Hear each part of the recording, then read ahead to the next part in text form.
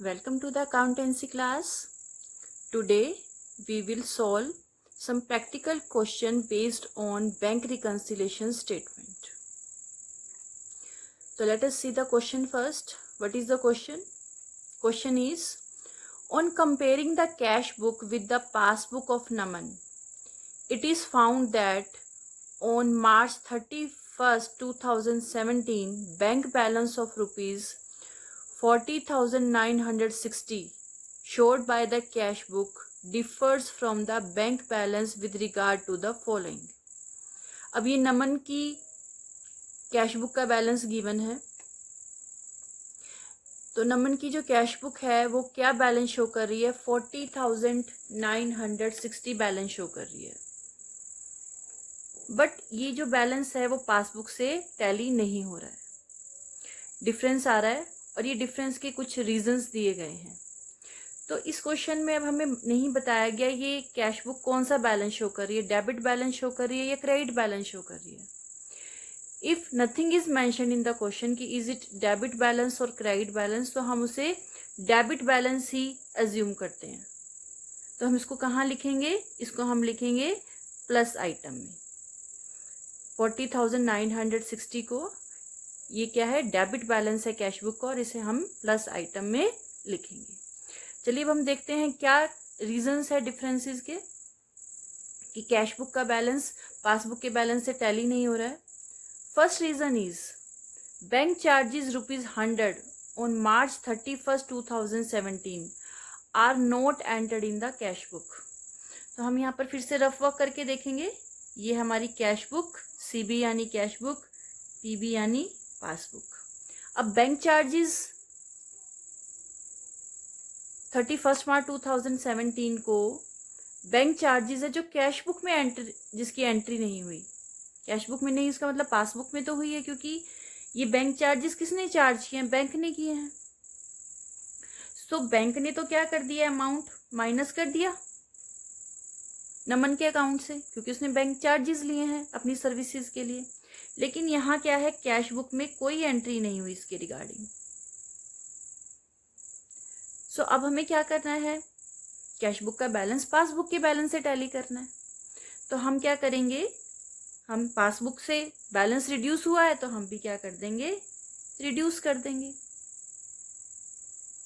तो हमें क्या करना है? इसको माइनस आइटम्स में लिखना है. जो फर्स्ट एंट्री थी उसे हमें लिखना है प्लस आइटम में, क्योंकि हमने ये माना है ये debit balance as per cash book given है. ठीक है, इसको मैंने सर्कल इसलिए किया है ताकि हमें ध्यान रहे कि फर्स्ट एंट्री में हमें प्लस करना है, सेकेंड एंट्री में जो अमाउंट है गिवन ₹100 वो हमें क्या करना है? माइनस करना है कैश बुक के बैलेंस से. चलिए हम नेक्स्ट एंट्री देखते हैं. नेक्स्ट रीजन क्या है डिफरेंस का? On March 21, 2017 a debtor paid ₹2,000 into company's bank in settlement of his account. अब एक डेटर है, उसने कंपनी के बैंक अकाउंट में डायरेक्टली ₹2,000 क्या कर दिए? डिपॉजिट कर दिए. But no entry was made in cash book in respect of this. लेकिन कैश बुक में इसके रिगार्डिंग कोई एंट्री नहीं हुई. So again difference will be there. So this is our cash book, this is our passbook. अब actually हुआ क्या है कि डेटर ने डायरेक्टली अकाउंट में, बैंक अकाउंट में डिपॉजिट करा दिया अमाउंट. अब डायरेक्टली उसने डिपॉजिट करवा दिया अमाउंट, तो आपका क्या पासबुक शो करेगी कि अमाउंट क्या हुआ है? इंक्रीज हुआ है. But no entry was made in the cash book in respect of this. लेकिन कैश बुक में कोई एंट्री नहीं है, क्योंकि कंपनी को नहीं पता कि किस डेटर ने कब कितना अमाउंट डिपॉजिट करवा दिया. ये तो उसे तब पता चला जब उसने पासबुक कंप्लीट करवाई. सो यहाँ पर कोई एंट्री नहीं हुई. एक्चुअल पोजीशन ये थी. अब हमें क्या करना है? इन दोनों को इक्वल करना है. अब क्योंकि पासबुक में तो एंट्री है, इंक्रीज हुआ हुआ बैलेंस, तो हम भी क्या कर देंगे? कैश बुक में बैलेंस को इंक्रीज कर देंगे इसके इक्वल आने के लिए. Okay, next is checks totalling ₹12,980। Cheque थे टोटल 12,980 के, were issued by the company and duly recorded in the cash book. अब कंपनी ने क्या किए हैं, चेक इशू किए हैं, तो उसको कैश बुक में रिकॉर्ड कर दिया 31 मार्च 2017 को, but had not been presented for payment at the bank until after that date. लेकिन वो बैंक में प्रेजेंट ही नहीं हुए अब तक पेमेंट के लिए। अब बैंक में प्रेजेंट के लिए, पेमेंट के लिए प्रेजेंट नहीं हुए, नेक्स्ट डे तक भी नहीं हुए थे, उस डेट के बाद भी नहीं हुए। 31 मार्च को हम ये बैंक रिकंसिलेशन स्टेटमेंट बना रहे हैं, उसके बाद भी अमाउंट क्या नहीं हुआ, माइनस नहीं हुआ हमारे अकाउंट से, क्योंकि उसने चेक प्रेजेंट ही नहीं किया पेमेंट के लिए। तो एक्चुअल पोजीशन क्या है, चलिए देखते हैं। सबसे पहले ये कैश बुक है, ये पासबुक है हमारी। अब हमने कैश बुक से क्या कर दिया, अमाउंट माइनस कर दिया, कितना, 12,980 माइनस कर दिया। लेकिन पासबुक कह रहा है कोई पेमेंट नहीं हुआ अकाउंट से, क्योंकि चेक प्रेजेंट ही नहीं हुए पेमेंट के लिए। 31 मार्च तक नहीं हुए थे पेमेंट। 31 मार्च को हम क्या करेंगे, कैश बुक और पासबुक का बैलेंस टैली किया तो हमने देखा कि कोई एंट्री नहीं हुई 31 मार्च तक। सो पासबुक में कोई एंट्री नहीं है, कैश बुक से माइनस हुआ हुआ बैलेंस। तो पासबुक के इक्वल आने के लिए हम क्या करेंगे, we will add back this amount. हम इस अमाउंट को क्या कर देंगे, वापस ऐड कर देंगे, तब हम इसके इक्वल आ जाएंगे। ठीक है, तो हमने क्या करना है, 12,980 को कैश बुक बैलेंस में प्लस आइटम्स में लिखना है। We have to write it in the plus items. We have to increase the balance in the cash book. Next is a bill of ₹6,900 discounted with the bank. अब एक bill था 6,900 का।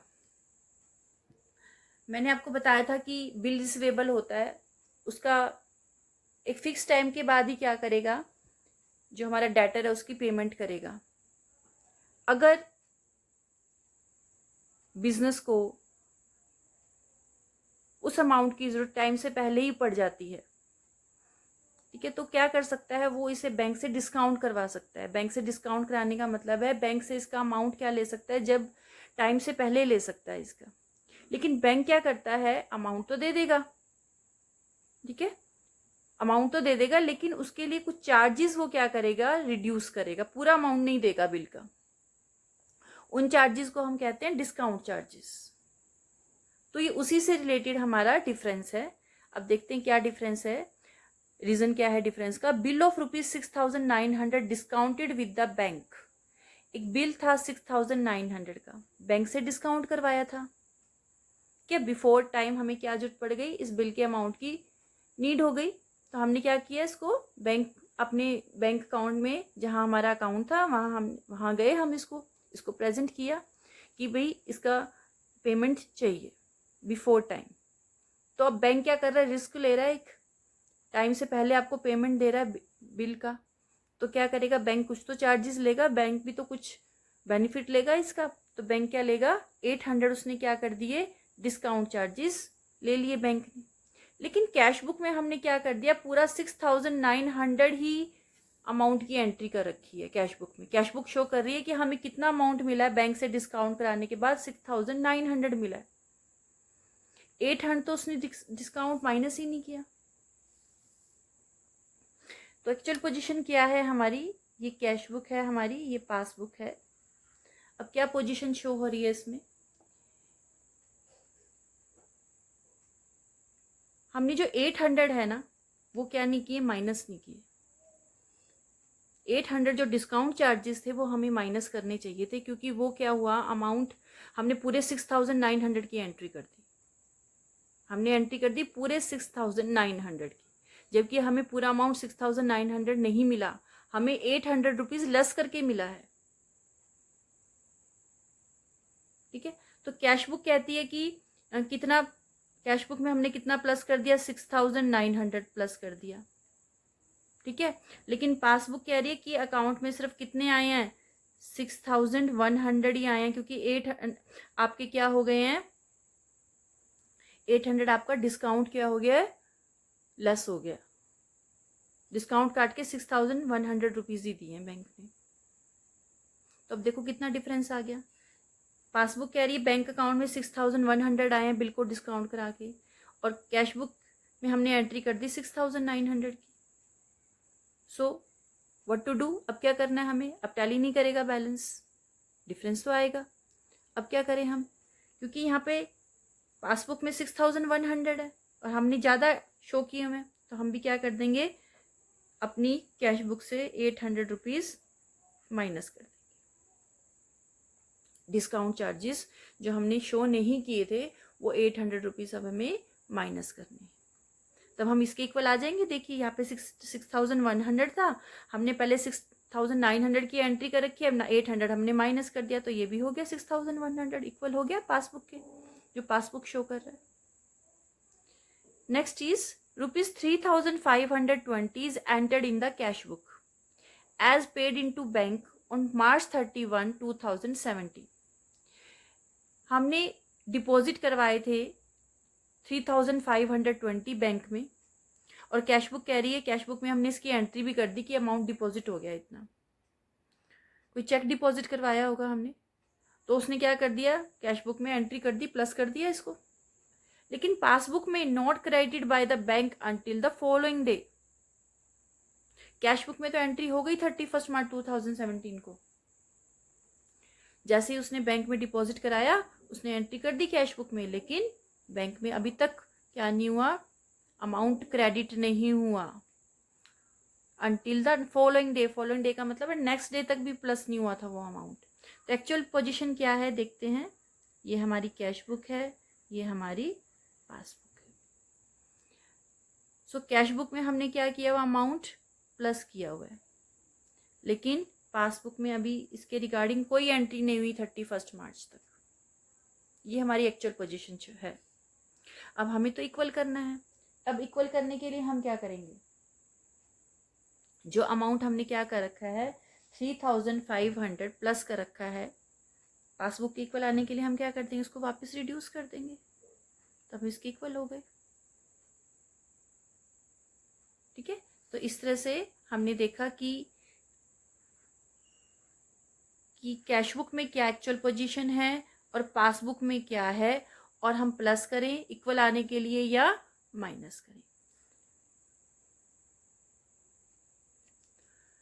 Last reason of difference is no entry has been made in the cash book to record the dishonour on March 15, 2017 of a cheque of ₹650 received from Bhanu. अब एक check receive हुआ था भानु से। अब जैसे ही वो चेक रिसीव हुआ हमने क्या कर दिया, बैंक में डिपॉजिट कर दिया। ठीक है, बट वो क्या हो गया, डिसऑनर हो गया। तो हमने तो क्या कर दिया, ये अमाउंट अपनी कैश बुक में शो कर दिया प्लस। 15 मार्च को हमने ये अमाउंट क्या किया था, ये चेक हमने ये लेकिन चेक हुआ है, सॉरी डिसऑनर हुआ है 15 मार्च को। तो हमने ये पहले कभी डिपॉजिट करवाया था चेक बैंक में, जो डिसऑनर हो गया। तो कैश बुक में तो एंट्री हमने क्या कर दी होगी, 650 रुपीज़ से कर दी होगी, कि जैसे ही हमने चेक डिपॉजिट कराया बैंक में तो क्या हो गया, हमारा बैंक बैलेंस इंक्रीज हो गया। लेकिन चेक तो एक्चुअल में क्या हो गया, डिसऑनर हो चुका है। ठीक है, अब डिसऑनर हो गया तो बैंक में तो कोई बैलेंस इंक्रीज ही नहीं करेगा। जब बैंक अकाउंट में कोई अमाउंट ही नहीं आया, चेक डिसऑनर ही हो चुका है, तो कोई क्या नहीं आएगा, बैंक में तो कोई बैलेंस इंक्रीज ही नहीं हुआ, लेकिन कैश बुक में कर रखा है इंक्रीज। अब दोनों को इक्वल करने के लिए क्या करेंगे, प्लस कर रखा है, वापस इसको माइनस कर दो। तो इस तरह से हमने देखा कि कैश बुक में क्या एक्चुअल पोजीशन है, पासबुक में क्या पोजीशन है। अब इनको इक्वल कैसे करें। अब इनको क्या करना है, हमने इन सभी डिफरेंसेस से हमने एक बैंक रिकंसिलेशन स्टेटमेंट प्रिपेयर करनी है। तो अब हम बैंक रिकंसिलेशन स्टेटमेंट बनाते हैं। ये हमारा, हमने फर्स्ट ऑफ ऑल लिखेंगे बैंक रिकंसिलेशन स्टेटमेंट। कौन सी डेट को हम बना रहे हैं, 31 मार्च 2017 को। ये हमने फॉर्मेट बनाया, particulars, plus item, minus item, amount. तो जैसे मैंने बताया था कि बैलेंस अगर हमें नहीं बताया गया है कि डेबिट बैलेंस है कि क्रेडिट है, तो उसको फेवरेबल बैलेंस यानी डेबिट बैलेंस ही एज्यूम करते हैं। हमने यहाँ पर लिख दिया। बैंक चार्जेस कैश बुक में इसकी कोई एंट्री नहीं थी, माइनस नहीं हुआ था, हमने माइनस कर दिया। डेटर ने क्या किया, डायरेक्टली बैंक अकाउंट में डिपॉजिट कर दिया। कैश बुक में कोई एंट्री नहीं हुई थी, पासबुक में प्लस है, हमने भी कैश बुक के बैलेंस से बैलेंस इंक्रीज कर दिया। चेक इशू हुआ लेकिन पेमेंट नहीं हुई। चेक इशू हुआ, कैश बुक से अमाउंट माइनस है लेकिन पासबुक से नहीं है, तो हमने भी वापस क्या कर दिया, इसको ऐड बैक कर दिया। डिस्काउंट चार्जेस, बिल डिस्काउंट करवाया था बैंक से लेकिन डिस्काउंट चार्जेस माइनस नहीं किए थे कैश बुक से, अब कर देंगे 800। Amount not credited by bank, amount हमने क्या किया था, चेक डिपॉजिट कराया था बैंक में लेकिन वो क्या नहीं हुआ, प्लस नहीं हुआ, लेकिन कैश बुक में प्लस है, तो हम अब क्या कर देंगे, इसको माइनस कर देंगे। Cheque dishonoured but not entered in cash book, cheque dishonour हो गया, ठीक है, चेक डिसऑनर हो गया तो लेकिन डिसऑनर की कोई एंट्री नहीं है कैश बुक में, हमने तो उसको प्लस कर रखा है कि हमने तो चेक डिपॉजिट कर दिया और अमाउंट आ गया। डिसऑनर हो गया इसका मतलब बैलेंस आया ही नहीं, लेकिन हमने इंक्रीज कर रखा है बैलेंस, अब इसको क्या कर देंगे, डिक्रीज कर देंगे। अब हम क्या करेंगे, प्लस आइटम में जितना भी हमने अमाउंट लिखा सबका टोटल करेंगे, 40,960 प्लस 2,000 प्लस 12,980। तो जब आप इसका टोटल करेंगे तो ये टोटल आएगा हमारा 55,940। इसी तरह से हम माइनस कॉलम का टोटल करेंगे, 100 प्लस 800 प्लस 3,520 प्लस 650, तो टोटल आएगा माइनस आइटम्स का 5,070।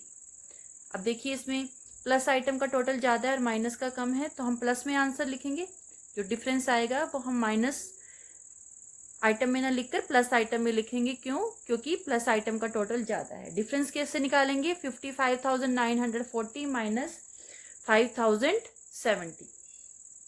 तो जब हम माइनस करेंगे दोनों अमाउंट को तो हमारा आंसर आएगा, answer will be 50,870।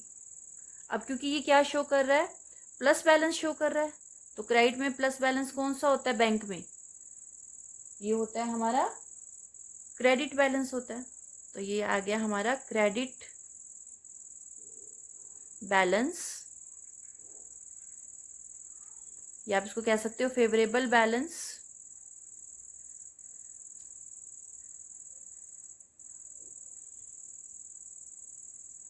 As per passbook, ये वही बैलेंस था 50,870 जो पासबुक शो कर रही थी।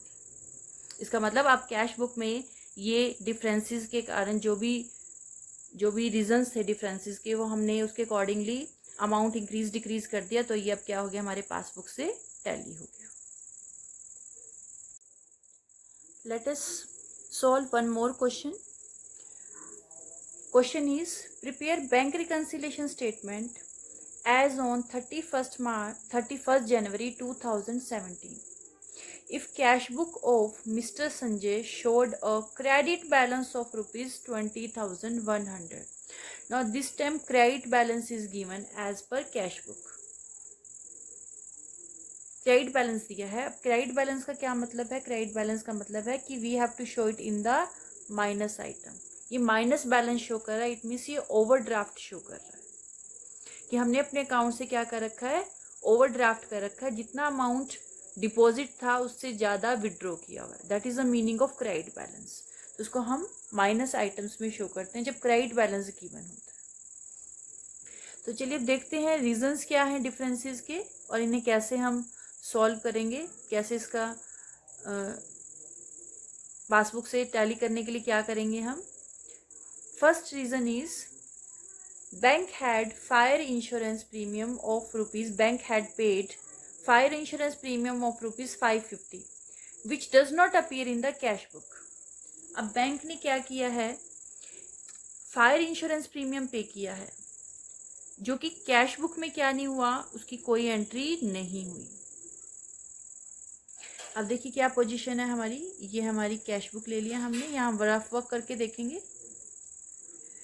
अब स्टैंडिंग ऑर्डर के अकॉर्डिंग बैंक ने संजय के लिए क्या किया है, फायर इंश्योरेंस प्रीमियम पे किया है। तो फायर इंश्योरेंस प्रीमियम अगर पे किया है तो पासबुक में क्या कर दिया होगा, अमाउंट माइनस कर दिया होगा, क्योंकि बैंक ने क्या किया, संजय के अकाउंट से पेमेंट कर दिया उसके स्टैंडिंग इंस्ट्रक्शन के according. But does not appear in the cash book, cash book में तो कोई एंट्री नहीं हो इसके regarding. Balance create, difference create हो गया। अब डिफरेंस को कैसे इक्वल करेंगे हम, कैसे इस डिफरेंस को हम खत्म करेंगे। अब यहाँ क्योंकि पासबुक में क्या है, माइनस है, अमाउंट डिक्रीज किया हुआ है, तो कैश बुक में भी हम क्या कर देंगे, इसके इक्वल आने के लिए अमाउंट डिक्रीज कर देंगे। तो इसको हम कहाँ लिखेंगे, माइनस आइटम्स में लिखेंगे। ठीक है, फर्स्ट को भी हमने माइनस आइटम्स में लिखना है, तो मैं टिक करते जाएंगे हम कि क्या क्या करना है हमने। फर्स्ट को भी माइनस आइटम्स में लिखना है, और सेकंड अमाउंट जो कि ₹550 है उसको भी हमने माइनस आइटम्स में शो करना है। Next reason of difference is cheques for ₹25,000 issued during जनवरी।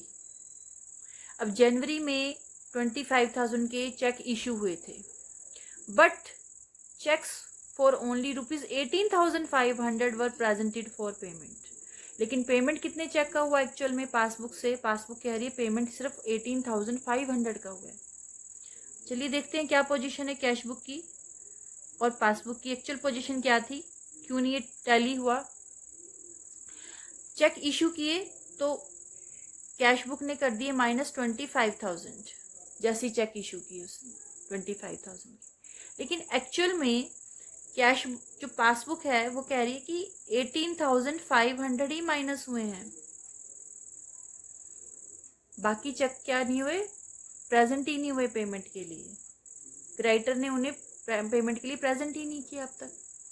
तो कैश बुक से हमने रिड्यूस किए 25,000, लेकिन पासबुक के अकॉर्डिंग बैंक से एक्चुअली कितने माइनस हुए, 18,500। तो अब देखिए कैश बुक से ज़्यादा माइनस हुए हैं और पासबुक से कम हुए हैं, तो हमें तो पासबुक के अकॉर्डिंग चलना है, क्योंकि पासबुक से बैलेंस टैली करना है। तो जैसा पासबुक में है वैसा हमें करना होगा। तो हम भी कैश बुक में क्या कर दें कि इसकी इक्वल आ जाए, हम क्या कर देंगे 6,500, जो डिफरेंस है इनका 6,500 रुपीज़ क्या कर रखे हैं हमने, एक्स्ट्रा माइनस कर रखे हैं। इनका डिफरेंस निकालेंगे 25,000 माइनस 18,500, इनका डिफरेंस आया 6,500। हमने कैश बुक से 6,500 एक्स्ट्रा माइनस किए हुए हैं, क्योंकि अब तक इनका पेमेंट नहीं हुआ है। तो हम इसको क्या कर देंगे, ऐड बैक कर देंगे अपने कैश बुक के बैलेंस में। तो देखिए 25,000 माइनस किए थे, अब 6,500 ऐड बैक हो गया, तो ये भी क्या हो गया, 18,500 हो जाएगा, इक्वल हो गया पासबुक के। चलिए next is interest collected by bank. अब बैंक ने क्या किया है, संजय के लिए कोई इंटरेस्ट कलेक्ट किया है और कलेक्ट करके क्या कर दिया, उसके बैंक अकाउंट में डाल दिया होगा। ठीक है, तो क्या पोजीशन शो हो रही है, देखिए पासबुक कह रही है कि इंटरेस्ट आया है 740 का, लेकिन पासबुक में इसकी देयर इज नो एंट्री, कोई एंट्री नहीं है इसकी पासबुक में। सॉरी, पासबुक कह रहा है कि अमाउंट इंक्रीज हुआ है, लेकिन कैश बुक में इसकी कोई एंट्री नहीं है। मैंने by mistake I said passbook, cash book में there is no entry, cash book में इसमें कोई एंट्री नहीं हुई। तो एंट्री नहीं हुई तो अब कर देते हैं, तो हम इसको क्या कर देंगे, अमाउंट को प्लस कर देंगे। कितना अमाउंट प्लस कर देंगे, 740 हम कैश बुक में बैलेंस में इंक्रीज कर देंगे। Fourth reason of difference,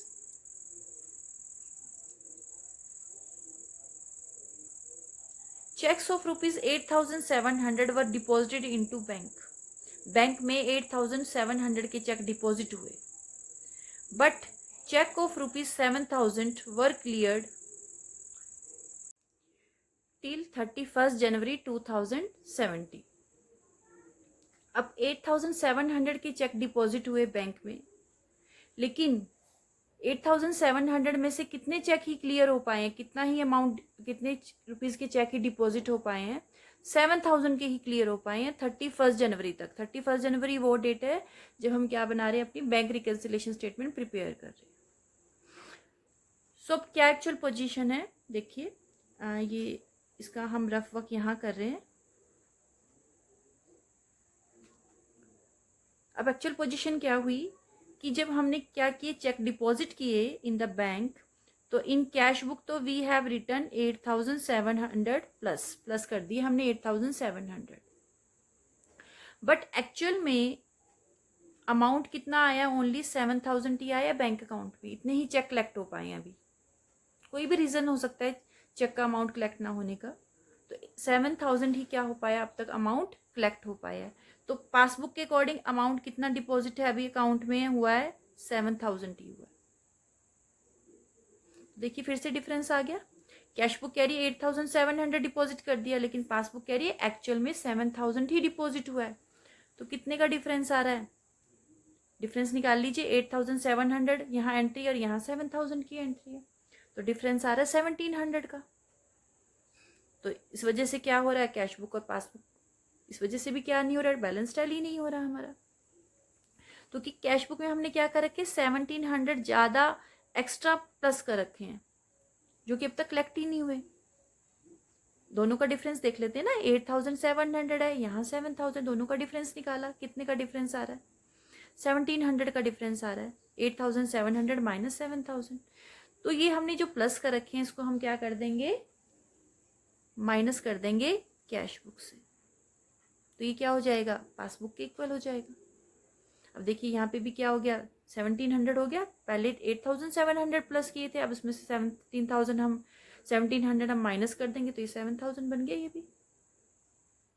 last देखते हैं हम, reason of difference. A customer deposited ₹620 directly into bank without informing mister Sanjay.